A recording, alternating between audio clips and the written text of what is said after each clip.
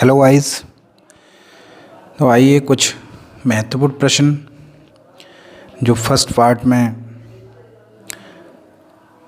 रह गए थे, जैसे स्वरों की जो संख्या है वो टोटल 11 होती है, लेकिन उनका जो क्रम होता है वो किस प्रकार होता है यह जानना आवश्यक है, क्योंकि अक्सर यह प्रश्न परीक्षा में पूछा जाता है।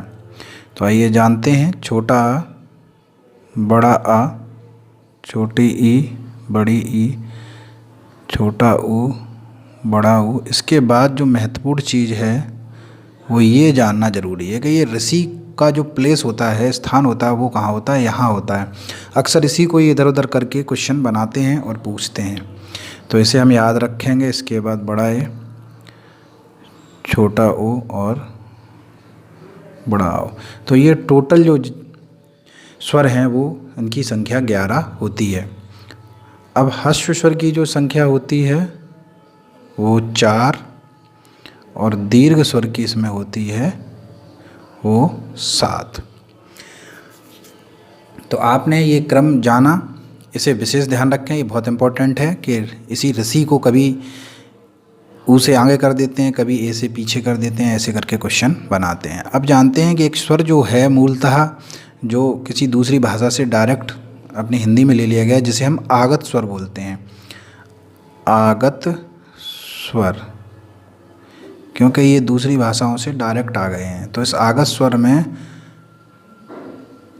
एक ही स्वर होता है जिसे हम आगत स्वर बोलते हैं, वो इस प्रकार होता है। इसके जो उदाहरण होते हैं उसे हम समझेंगे। इससे बनने वाले जो वर्ड होते हैं वो देखिए, डॉक्टर, कॉमा टॉफ़ी।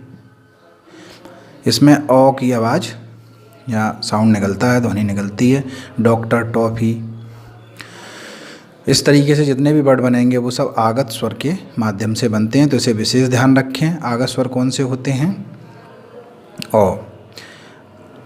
अब जो स्वर में अर्ध स्वर बोले जाते हैं उनको भी समझते हैं। अर्ध स्वर, अर्ध स्वर होते हैं या, कौमा, वा। या और वा अर्ध स्वर में आते हैं, तो विशेष ध्यान रखिएगा। अब आगे बढ़ते हैं। हिंदी स्वरों का जो वर्गीकरण किया गया उच्चारण की दृष्टि से, अब उसको समझते हैं। स्वरों का वर्गीकरण उच्चारण की दृष्टि से, ये विशेष ध्यान रखें। किससे? उच्चारण की दृष्टि से, उच्चारण की दृष्टि से हिंदी स्वरों का जो वर्गीकरण किया गया है। तो उसमें सबसे पहले बात करेंगे अग्र स्वर की। अग्र स्वर क्या होते हैं? देखिए, अग्र स्वर मतलब कि आगे की जो जीभ होती है, उसका जो आगे का जो हिस्सा होता है, उसके प्रयोग से जो स्वर बोले जाते हैं। स्वर तो 11 ही होते हैं। अब इसमें से ही इन स्वरों का वर्गीकरण किया गया है कि कौन से स्वर जीभ के किस हिस्से से बोले जाते हैं, उनके अनुसार ये बनाए गए हैं। जैसे अग्र स्वर सबसे पहले आता है, तो अग्र स्वर मतलब कि जीभ के अगले हिस्से से बोलने वाले स्वर। तो उसमें आते हैं छोटी ई, बड़ी ई, छोटा ए और बड़ा ए। जब भी आप इन्हें बोलेंगे तो इनमें परिभाषा के अनुसार आप इसे समझें। जिन स्वरों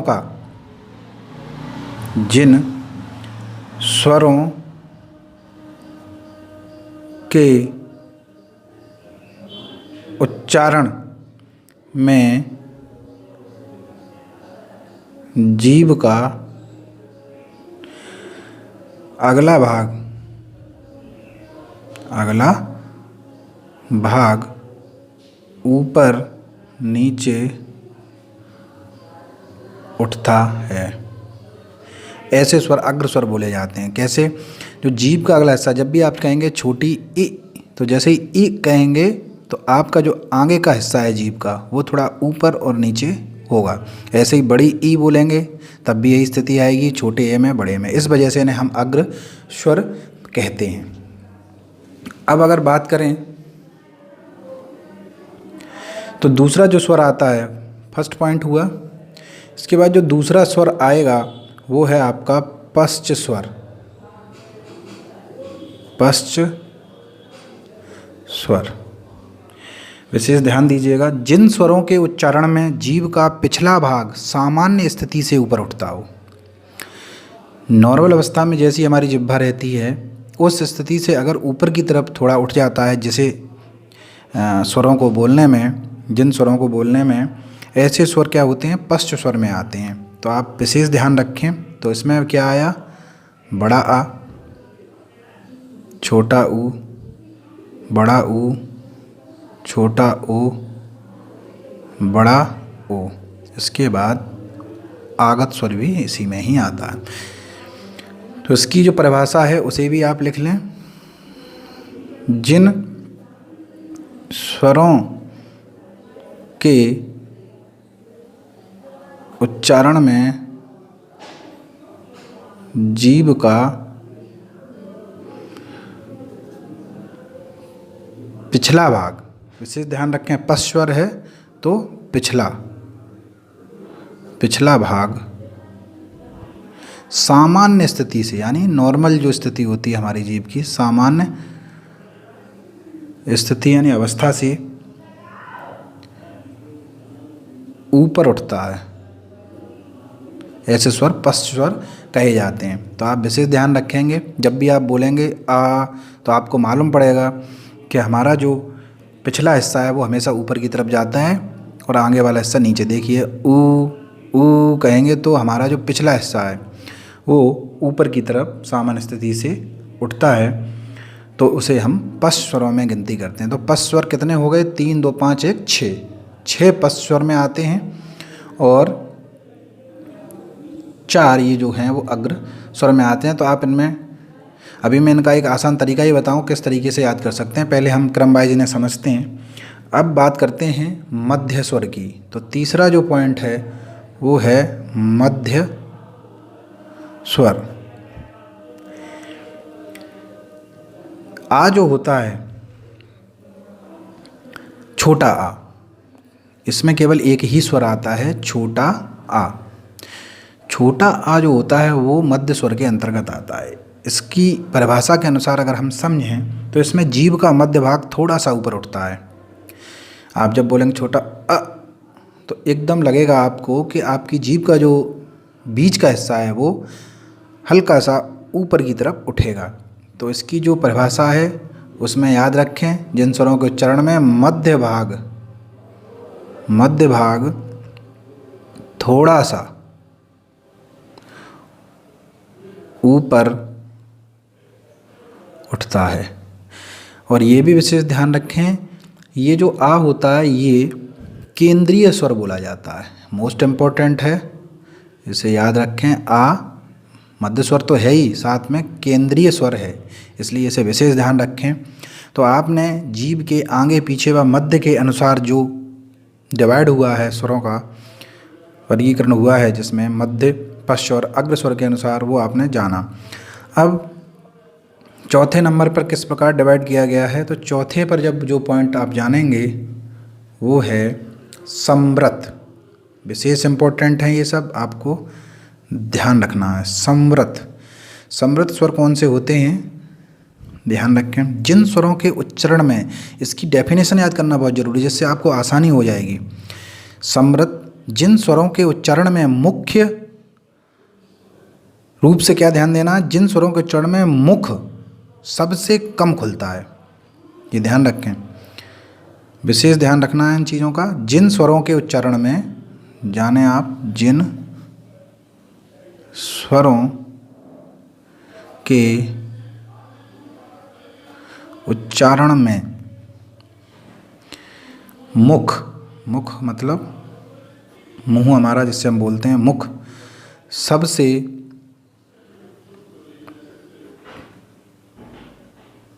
कम खुलता है। तो ऐसे कौन से वर्ण हैं उन्हें विशेष ध्यान रखेंगे। देखिए, बड़ी ई और बड़ा उ, ये ऐसे 2 वर्ड होते हैं जिनको हम बोलते हैं जब, तो हमेशा मुंह कम खुलेगा। देखिए बड़ी ई, हम अगर अपना मुंह बहुत माइनस भी खोलें तब भी हम ई बोल सकते हैं, ऊ भी बोल सकते हैं।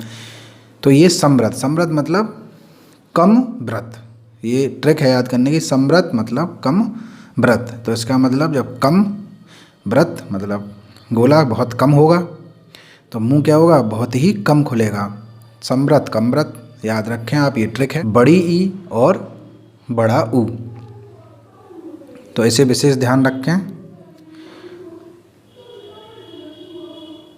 अब जानते हैं इसी समृत में जो आते हैं इसके बाद वो होते हैं अर्ध समृत।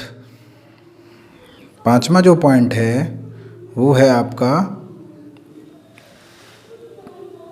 पांचवा जो पॉइंट है वो है अर्ध समृत। अर्ध समृत कौन से होते हैं? अगर आपने समृत समझ लिया कि जिन स्वरों के उच्चारण में मुख सबसे कम खुलता है, इसमें क्या है, समृत की स्थिति से कुछ अधिक खुलता है। अर्ध समृत का मतलब समृत का थोड़ा उल्टा, जैसे समृत में कम खुल रहा था तो अर्ध समृत में क्या होगा, समृत से थोड़ा अधिक खुलेगा। तो लिख लीजिए इसमें परिभाषा के तौर पर, समृत स्थिति से, समृत स्थिति से कुछ अधिक खुलता है। समृत स्थिति से कुछ अधिक, मुंह लिख लीजिए वरना आप भूलेंगे, मुंह कुछ अधिक खुलता है। मुंह या मुख ध्यान रखें, अधिक खुलता है। तो इसमें कौन से वर्ण आते हैं, इन दोनों के जो छोटे रूप हैं, जैसे छोटी ई और छोटा ऊ। जैसे कहेंगे आप ई, तो ई में अपने आप थोड़ा सा मुंह ई से ज़्यादा, ई जब बड़ी ई बोलते हैं हम ई, तो हम कम मुंह खोल कर भी बोल सकते हैं, ऊ भी बोल सकते हैं।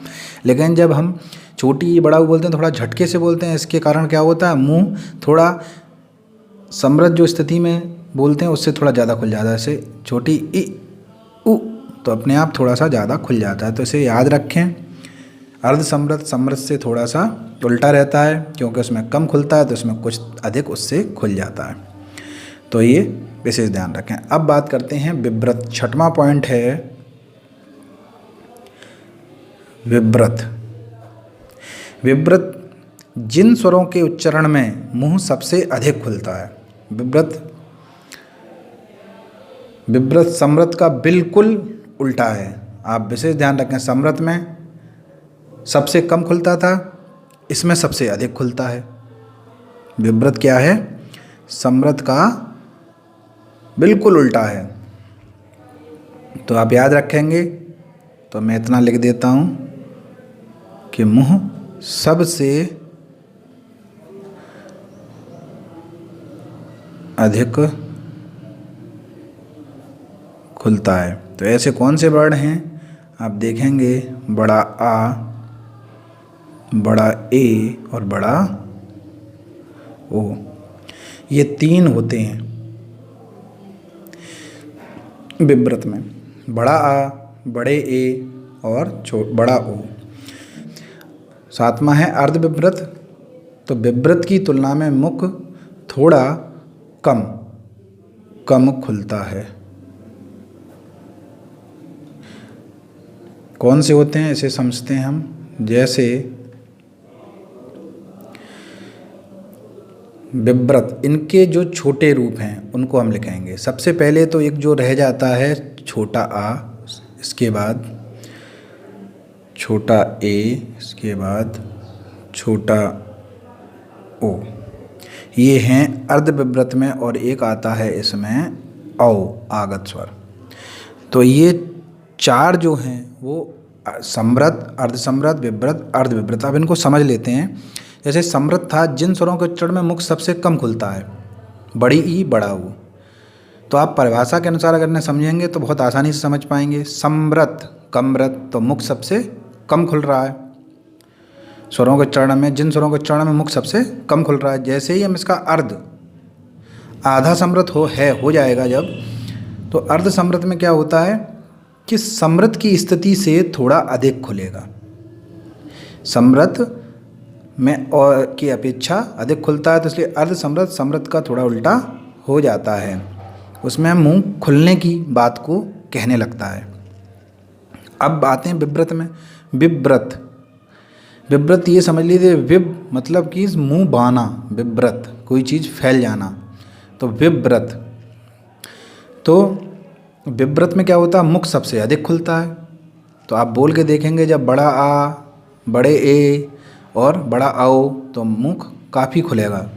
और जैसे ही हम अर्ध विव्रत की बात करेंगे तो विव्रत की तुलना में हमेशा जब अर्ध की बात आए तो ये अपने जो पूर्ण स्वरूप है उससे उसकी तुलना करने लगेंगे, बस आपको याद हो जाएगा। जैसे विव्रत है, मुंह सबसे अधिक खुलता है। अब अर्ध विव्रत में आए तो विव्रत की तुलना में, ये पॉइंट याद रखना कि विव्रत की तुलना में, अब जो विव्रत में दिया हो उससे थोड़ा सा उल्टा बोलें। विव्रत की तुलना में मुख थोड़ा कम खुलता है, इसमें अधिक खुल रहा था, अब इसमें कम खुलता है, आपको याद हो जाएगा। कम खुलेगा तो कम खुलने वाले कौन से हैं, छोटा आ, छोटा ए, छोटा ओ। अब आइए बात वृत्ताकार की, लिखते हैं वृत्ताकार। वृत्ताकार में क्या है, जिन स्वरों के उच्चारण में ओठ गोल हो जाते हैं, बस इतना याद रखें। मैं जिन स्वरों के उच्चारण में नहीं लिख रहा हूँ ओठ गोल हो जाते हैं, तो आप याद करें, ओठ गोल हो जाते हैं। जैसे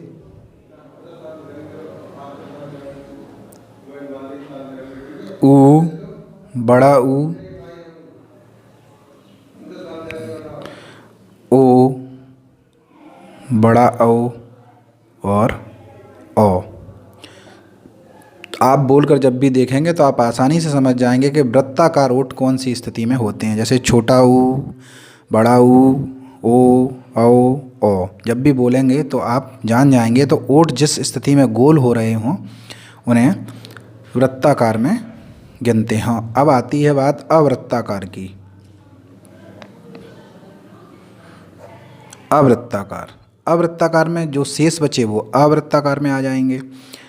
जैसे छोटा आ, बड़ा आ, छोटी ई, बड़ी ई, छोटा ए, बड़ा ए। आप बोल के भी देखेंगे तो आप समझ जाएंगे, इनमें मुंह में जो ओठ है वो ओठ गोल ना होकर के थोड़े फैले रहते हैं। इनकी जो स्थिति है अवृत्ताकार, समझ सकते हैं आप, जिन स्वरों के उच्चारण में ओठ गोल ना होकर थोड़े फैले रहें वो अवृत्ताकार की स्थिति में आ जाते हैं। याद करने का तरीका, वृत्ताकार याद कर लीजिए, अवृत्ताकार जो बचे वो सारे अवृत्ताकार हो जाएंगे। ठीक है। अब इन सब के अलावा जो विशेष स्थिति है उसमें अब क्या रह गया, एक स्वर रह गया जिसके बारे में हमने बात नहीं की, जिसे हम ऋषि कहते हैं। देखिए ये ह्रस्व स्वर होता है। दूसरा, इसे मूर्धन्य